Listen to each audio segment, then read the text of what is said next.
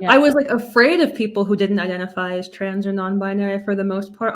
I ended up in the hospital. While I was in the hospital, I needed a female nurse to take care of me for safety reasons, because I was so deep into believing that like sex wasn't real and gender was all that matters and all of the stuff that we hear from the, gender activists. I was concerned that if I asked for a female nurse, I would offend someone to the point of them wanting to kill themselves. I've been saying it. I have been saying it that more and more people were going to be coming out as detrans, as ex non-binary, because of all the ridiculous gender ideology bull crap that's been going on for the past 6-7 years. But guess what? I just happened to have found an ex non-binary woman herself, and she is brilliant. Like either my name's Kaya, so I actually am doing a lot of policy and politics stuff, but I started and I do a lot of still activism, talking about the gender and sexuality issue that we have in this country, mostly from my own experience, kind of sharing the stuff that I went through and how I was indoctrinated into it. I was introduced to the idea of all this gender stuff in high school. Getting into LGBT stuff, it was also when I realized that I was bisexual, so I was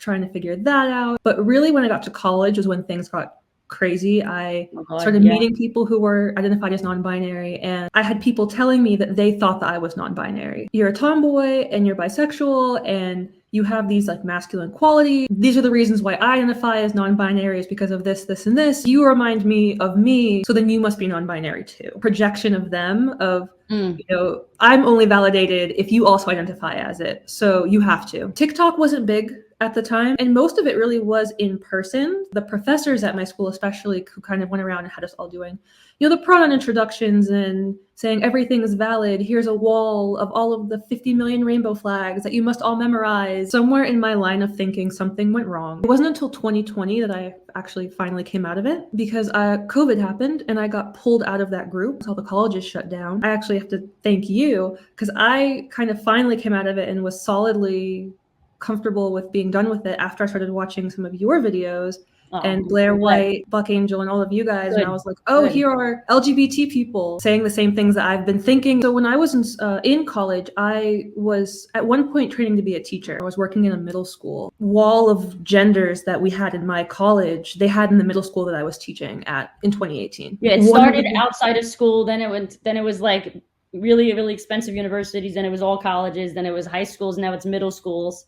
And then that's when DeSantis was like, you're not getting the kindergartners, like you need to stop somewhere, and everyone was like, don't say gay. I do think that part of the reason that I was able to get out of it was because my identity as non-binary wasn't that long lived. It was 1 or 2 years. But I can't imagine someone who starts identifying as a 10-year-old or something, right? If you've gotten to the point where you're identifying as non-binary, you are so deep into all of this. Like it really is all that you think about. It's not a natural thing, right? You have to constantly be policing pronouns and thinking about how you're presenting, and are people going to misgender you and all of this stuff. Before I go any further, I just want to say that you can be a more feminine man, even if you're straight or gay, it doesn't matter. You could be a more masculine woman. You can enjoy dressing up differently and being artistic. It doesn't make you a different gender. A great example of this is the film produced by my friend Lucas Ferrara and his law firm, the film Makeup, which is available on all streaming platforms right now. It follows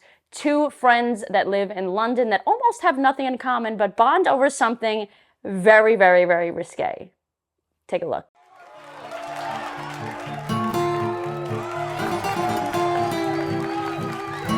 So, how you finding living here, Sasha? Yes, it's fine. Oh, good, yes. Do you know my dad?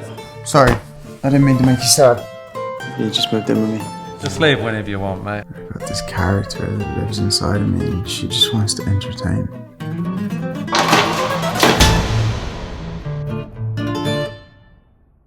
If you guys want to go and check that out, I'll have it linked in the description below. It is definitely worth a view. I'm about to fly out to LA for a interesting video topic, and I'm going to watch it again on my flight there. I acknowledge that there are people who have dysphoria that, may benefit from. That's why I'm picky with like the words.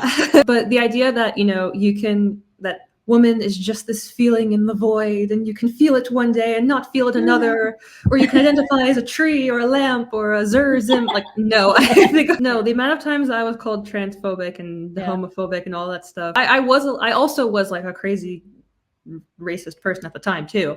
Yeah. But definitely the gender stuff, what trumps the race stuff all the time. I know, unfortunately.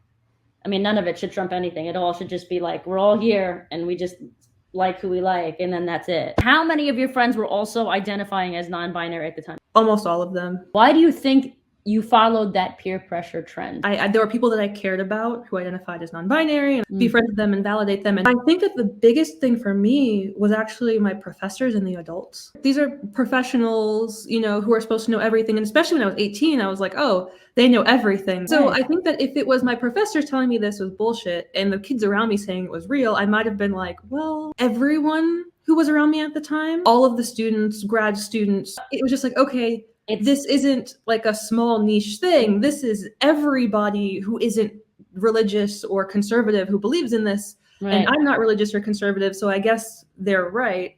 And if the only options are right and left, and the right is religious and the left believes in this, then must be what I'm supposed to believe. What would a parent say to their child caught up in this all? Something that the kid might actually listen to. Well, I think the first question would be, where is it coming from? Yeah, I think there's different ways to approach it. If it's coming from, say, internet versus school, right? Like if they're in classes that have all of the rainbow flags on all their walls, that's a little bit trickier to deal with than if they're just like on TikTok. I don't know if this is something that a lot of parents would want to do, but I think distance is a good thing. And that doesn't mean, you know, cutting your kid off from all of their friends, not letting them talk to them again. Sometimes exposing them to like fresh air. I feel like I have both male and female characteristics. Some days I'm more masculine, other days more feminine. Why not embrace both rather than neither? I think this just goes back to the way that I was exposed to all of this. Was like, I guess I knew that the term androgynous existed. I had heard of it, but I had heard that it was like outdated and offensive. I knew you were going to say that. I knew it was outdated. Then, you know, now that we understand the genders better, we call those androgynous people non-binary. Like that's pretty much what I was taught. Androgynous people isn't a different gender.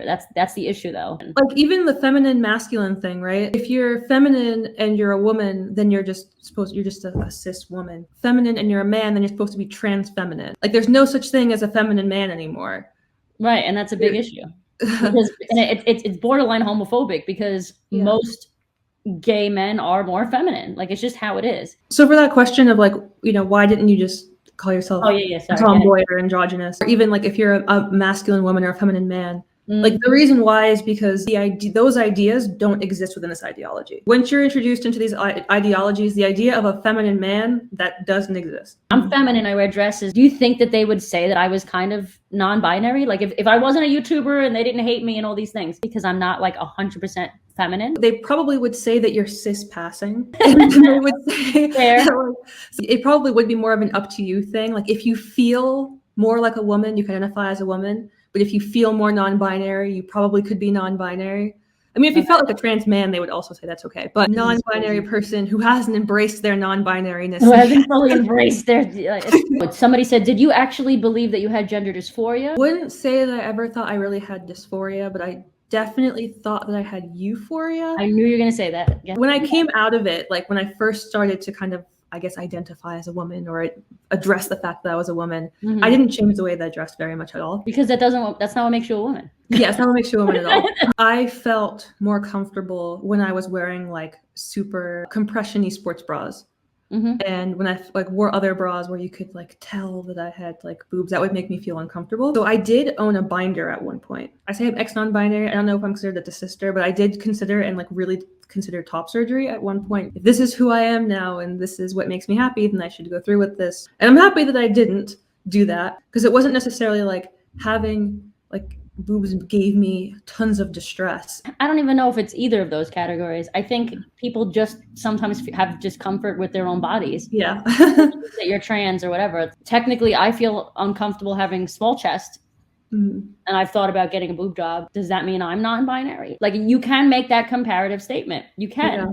You can because you don't have gender dysphoria and I do not have gender dysphoria. No. So neither of those things make you non-binary or trans. No. It just means that sometimes you don't like how big or small your chest is. So I was in therapy because I was struggling with anxiety at the time, but all of my therapists were like, non-binary is real. I actually had one of my therapists that I was seeing when I was starting to question it. I think I mentioned something like, I don't know about all of this gender stuff. And she was like, what gender stuff? Non-binary is a real thing. What are you talking about? And I was like, oh, Jesus. Okay.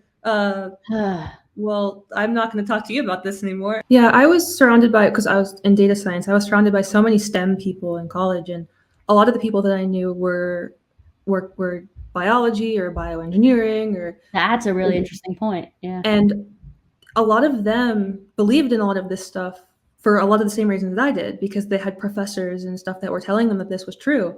And some of these people, they went on to med school. So Oh shit. the doctors are being, fed through the same machine that I went through. Right.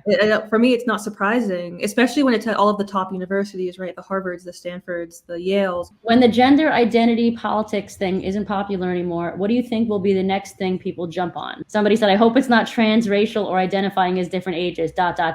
Plot twist, they're already doing that. I do think that transracial is going to be a thing. You think it's going to be real? I mean, there's like 3 people, right, that identify that way. Do you think? Yeah, but it started that way with non-binary, right? There was like 2 people on Tumblr. That's true, actually. Holy shit. Yeah. And I think especially as plastic surgery is getting like more and more advanced, like the Rachel Dolezals and the Ollie Londons, like they looked kind of funny when like they went through it. But like now that things are getting more, where our technology is getting more advanced, I think you're going to have more people who are like changing their race, but nobody knows because our plastic surgeons are it's so well done. Good night, everybody. Thank you guys so much for watching. If you enjoy the video, of course, give it a thumbs up and subscribe if you haven't already, and make sure you go and check out Makeup, the film.